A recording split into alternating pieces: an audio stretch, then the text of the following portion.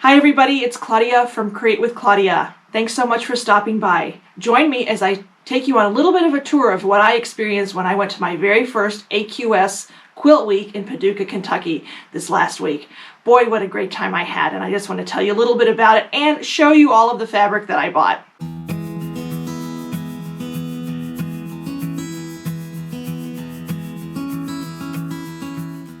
So this past week I had the opportunity to attend AQS's Paducah Quilt Week in April of 2022. It's May now. But what a treat it was. That has always been on my bucket list. I've always wanted to go, never had the chance, and finally this year I said I'm just going to do it. And I drove down. It's a 10-hour drive, so it's a really long drive from my house to Paducah, Kentucky. Beautiful drive though. Kentucky's a beautiful state. I don't think I'd ever been there before. I've maybe driven through years ago, but anyway, really pretty. And so I arrived at Paducah. And the first thing I see when I get off of the highway is Hancock's of Paducah, because my hotel was near there. So of course, even though I was absolutely exhausted, it took 10 hours to drive, and they were closing really soon, I said, well, I have to go to Hancock's of Paducah. And I'll tell you a secret, I actually went the next day too, because I didn't have a lot of time to shop. It was right before they were closing. Packed. There were so many people there shopping and having as much fun as I did.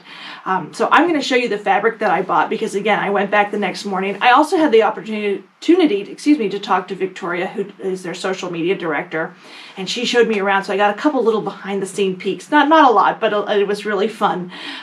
You cannot imagine the rows and rows and bolts of fabric they have. But what I made a beeline for is the Island Batiks, because I am an Island Batik ambassador, and I always love increasing my Island Batik stash. So I'm going to show you the fabrics I got from, and these are all from Hancock's of Paducah, and believe me, I could have bought so many more.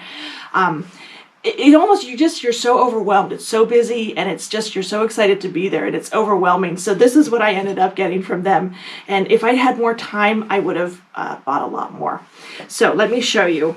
I got this gorgeous pink, and I think this is 2 yards of this gorgeous pink. It has a little bit of a floral background on it, like a bright bubblegum pink. And I'm going to show you pictures on screen as well so you can see them up close. A yard of this beautiful vibrant yellow, and I'm wishing I bought more of it. This is when you have buyer's remorse when you don't buy enough of a certain fabric. This yellow is gorgeous. It's so bright and sunny. And again, these are all Island Batiks. The next one is this really pretty green. It's almost like a little minty green, but a dark mint. Has some highlights of blue. I love Island Batiks so much. That's all the batiks I sew with are Island Batiks. And this is just really pretty to add to my stash. Another yard, and this is like a reddish fuchsia.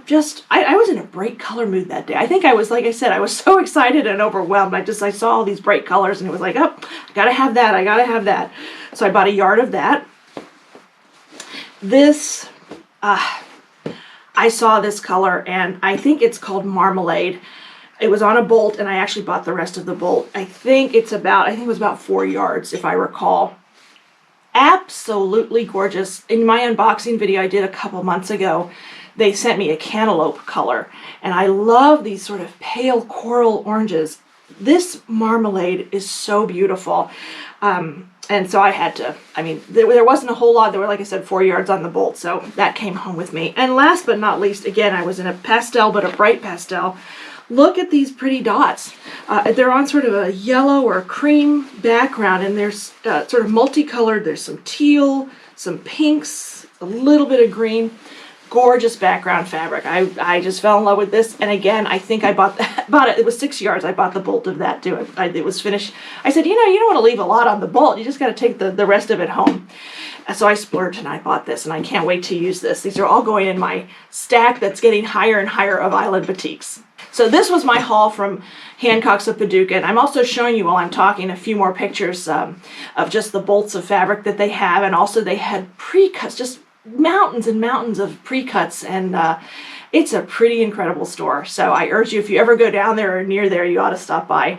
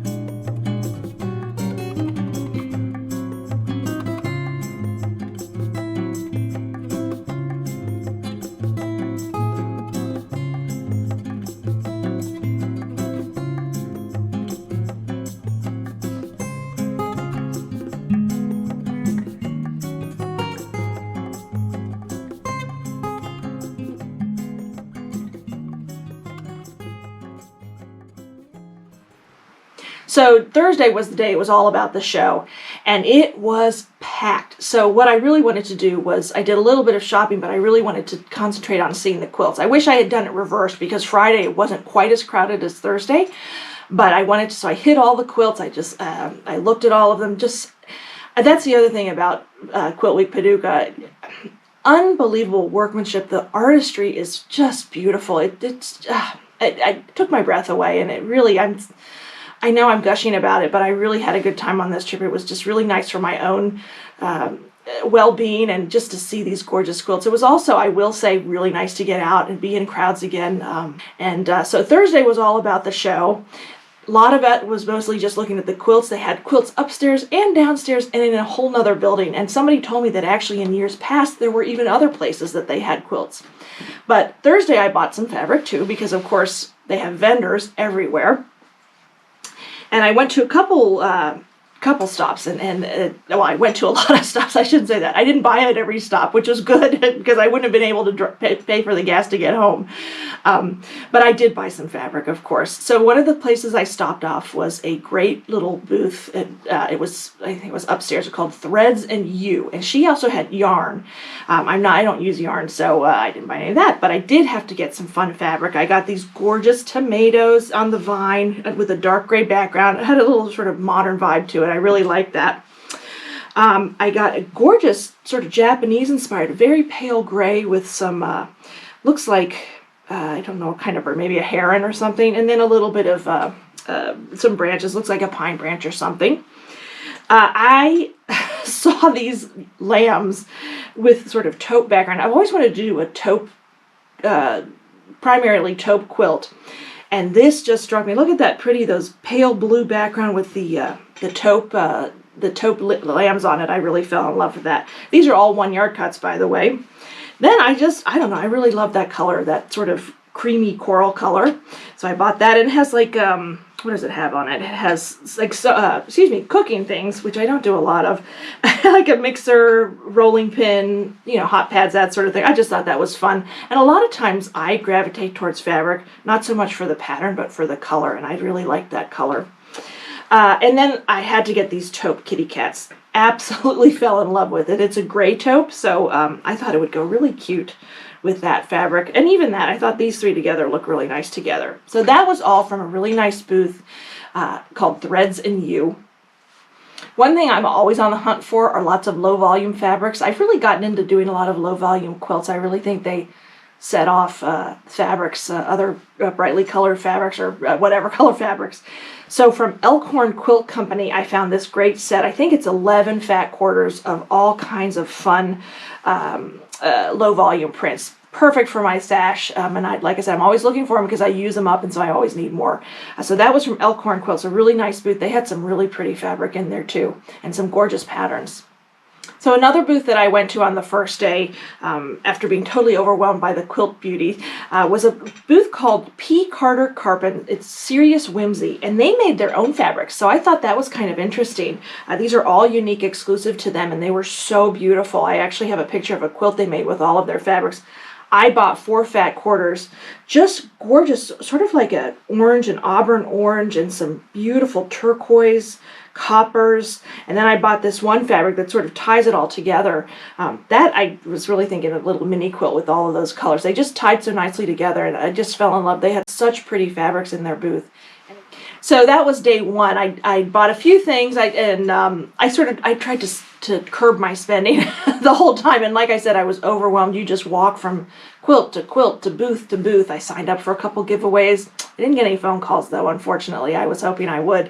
There was a really nice sewing machine I was eyeing, but no luck. Maybe next time. But it's just so much fun to see people. I saw a couple well-known quilters that I am familiar with, so that was fun to see them walking around, and you just have to fight your way through the crowds. That was the one tough thing. Lots of demonstrations on all kinds of interesting equipment, all kinds of new cutting tools, scissors, that kind of thing. So day two, I started out early, the National Quilt Museum. And again, it's been on my bucket list, and since it's right there in Paducah, I could walk sort of towards the town center. what an incredible museum. And I'm going to give you a little tip here. They opened, and I don't know if they'll do this next year or in future years, they open an hour earlier than the show. So I was there like 8:10 or something like that. I'm an early bird. And so I went in, and there were literally like 5 or 6 other people at that point. And I said, wow, this is really nice. And she said, yeah, it gets really crowded really quickly. And it did. I noticed while I was there. But if you go when they open, before the show starts, it was lovely, and there weren't many people around, so it was really quiet. And after a busy day of running around the show with just like thousands of people crowding in, it was nice to just see the quilts in a little bit of peace and quiet. And I'm like speechless still. The artistry and the craftsmanship of the quilts that were hung in the National Quilt Museum were absolutely incredible. And I urge you, if you ever get a chance to see it, to go visit. And they had this exhibit. I don't know if it's a permanent exhibit of minis. And I mean, you just can't imagine how small they were, but just beautiful, beautiful quilts. And it was really a nice visit. And they had a nice gift shop, so I bought like a mug or something like that. I don't have that with me, but anyway, so that was that. So I walked around that, and then it was still a little early, and I wanted a little bit of peace and quiet. It was a nice morning, nice and cool. So I walked around town. Paducah is a really nice old river town, a very nice old historic town. They have a railway museum and a really cool wall. They have a flood system because they're right on the Ohio River. I'm pretty sure it's the Ohio River, yeah. But they have a flood wall system, which was fascinating to me. I'm not familiar with that type of thing at all. But they had murals painted on them, really pretty. And so it was really interesting to see a little history of the area. And so I walked down the streets, and there was a store, and it was called Tuscan Rose, and this is all hand-dyed. She makes all her own fabrics and yarns. Again, there were loads of yarns. There was clothing there as well, but I made a beeline for the fabric, and I could not resist some of this hand-dyed fabric. And I'm going to show you a picture of this whole piece of fabric. It's a yard cut, absolutely beautiful. Just, it's not a color palette I always choose, but immediately when I saw it, I was drawn to it. And I hope you can see it. Like I said, I'm going to show you a whole picture of it. Beautiful. It's almost like some yellow golds with some cream, some white, and then some turquoise. And it's so pretty, I don't even want to cut into it. So I'm trying to think of something maybe I could do with applique with this piece of fabric. And again, this was the store. It was called Tuscan Rose. And to go with that, because of course you have to get coordinating fabrics, she had all sorts of fat quarters. I think these are fat quarters. Yeah, these are fat quarters. So I picked out a few that match. Look at this gorgeous turquoise green, like a greener turquoise green with some gold in it. A real gold with a little flecks of lighter gold in it. A real vivid turquoise green. A nice cream to sort of soften it up a little bit, and then a lighter turquoise. So I thought those all went really well with this fabric. And the entire drive home, because it was a 10-hour drive home too, I was thinking, what can I do with that set of fabric? So this was really special, and again, hand-dyed, so there's nothing else like this out there. So after I walked around town a little bit, saw some of the businesses. Unfortunately, I was a little bit early. Luckily that the Tuscan Rose store was open. They were open early because everything else except for coffee. I did get a cup of coffee and walked around a little bit more. And then I walked back to the show and went back because I had to see the quilts that I had missed. I mean, you don't realize how many quilts are hanging, and you miss a lot of them the first time around. And like I said, Friday wasn't quite as crowded, so it was sort of nice. You could really get up close and personal to some of the quilts. Well, as close as you were allowed, of course. But I'm always looking for low volumes, and these are really fun. These are rainbow low volume fabrics. I love the patterns on them, and the reason I was drawn to this booth, it's called Villa Rosa Designs. They had strip sets and then 10-inch stackers of Island Batiks. And again, I mentioned before, I'm an Island Batik ambassador, so I'm always looking for Island Batiks. I didn't buy any this time because the ones that they had, I actually had 1 or 2 of them. But I did notice she had patterns where she had kitted them. And so they were really, I loved this quilt. I have a picture of it. I think it's called Toasted Marshmallows. And it just was really pretty, and it was a real pretty use of the Island Batik fabric. So I didn't take a lot of classes. I wasn't sure. A lot of the classes are really long, and since I was only there for 2 days, I didn't want to spend maybe a whole day in a class. In retrospect, I probably, next time I go, I probably will take a class. I probably won't take a really long one. Some of the classes are even like 2 days long. There's some really great, workshops, all kinds of things. But what I did do is it was Friday afternoon, I went to Sally Manke, fiber artist. She was a former fellow ambassador. She's no longer an Island Batik ambassador, but I knew her from that program. She had her trunk show. What a treat. She's great to watch speak. She's so funny and really perky. And I actually got to help her hold up her quilts because she didn't have a helper there. So I was very happy to do that. And we caught up a little bit about, just things in the past year, that kind of thing. So it was really a treat to go see her project. You've got to see her quilts. They're so unique, so artistic, and she does sell a lot of patterns for them as well. And her name is, again, Sally Manke, and it was a pleasure to meet her. I also met another fellow ambassador, Gail Renna. We met up and just walked around the exhibit for a little bit, and that was also on the second day, I believe. So it was fun to see some people that you only work with online and meet them in person. That was a real treat. So by Friday afternoon, after I had seen the workshop by Sally, I had remembered there was a piece of fabric that I had seen the day before, and I wanted to run back and get it because their booth was so crowded the day before. And it is this awesome tattoo fabric. It just caught my eye and said, you have got to buy this fabric. So I got 2 yards of it. I'm not sure what I'm going to do with it yet. It's Alexander Henry.